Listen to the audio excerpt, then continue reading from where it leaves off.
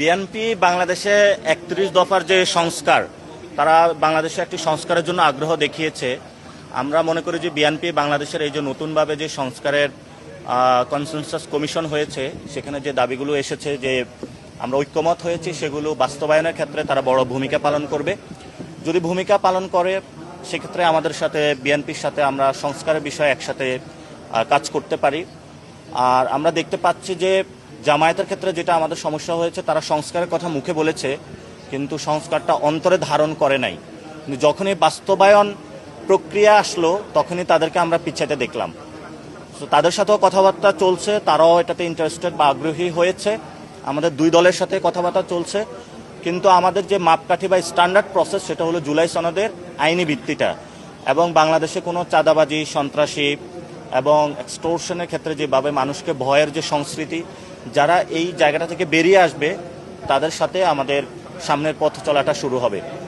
এবং আমরা মনে করি যে আগামীর পার্লামেন্টটাতে এনসিপি, জামায়াত এবং বিএনপি তিনটি দলের প্রতিনিধি থাকা উচিত, এবং তিনটি দলের মধ্যেই যে কম্পিটিশন, সেটা পলিসি বেসড হওয়া উচিত।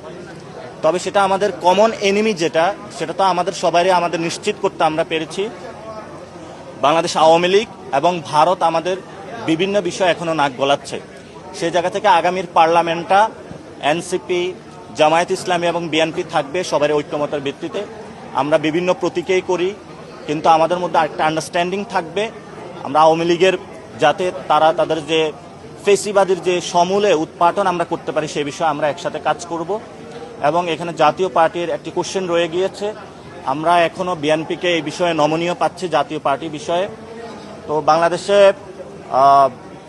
যদি বিএনপি অথবা জামায়াত যে কেউ জাতীয় পার্টিকে আগামী সংসদে নিয়ে আসতে প্রচেষ্টা করে, তাহলে এটা তাদের জন্য ভালো হবে না। এবং জামায়াত ইসলাম এবং বিএনপি তাদের যে ভোটার বেজ রয়েছে, তারা তাদের থেকে মুখ ফিরিয়ে নেবে, এটা তাদের দলের জন্য ক্ষতি।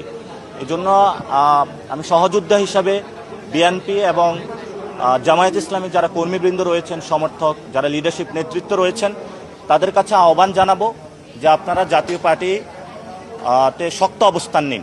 যদি আপনাদের দলীয় লিডারশিপ যারা রয়েছেন, তারা যদি জাতীয় পার্টি সম্পর্কে নমনীয় হয়, আপনারা দল থেকে তাদেরকে বয়কট করুন, আপনারা তাদেরকে বাধ্য করুন যাতে জাতীয় পার্টি বাংলাদেশের আগামী সংসদে না থাকে। কারণ এই জাতীয় পার্টি গত 15 বছরে খুনি হাসিনার সকল খুনের সাক্ষী ছিল, সকল খুনের কোলাবরেটর ছিল। আমরা তাদেরকে সেই জায়গায় নতুন করে কোনো খুনের নেতৃত্ব দিতে দেখতে চাই না। এজন্য সকল দল মত নির্বিশেষে বাংলাদেশের মানুষ জাতীয় পার্টি সম্পর্কে ঐক্যবদ্ধ হবে। কিন্তু জাতীয় পার্টি যে প্রসেসটা গণ অধিকার করেছে, আমরা সেই প্রসেসের সাথে বিশ্বাসী নয়। কারণ রাষ্ট্রে একটি স্টেবল অবস্থায় রয়েছে, আইন শৃঙ্খলা বাহিনী রয়েছে। আমরা গণতান্ত্রিক পদ্ধতিতে জাতীয় পার্টির একটি সুরাহা চাই।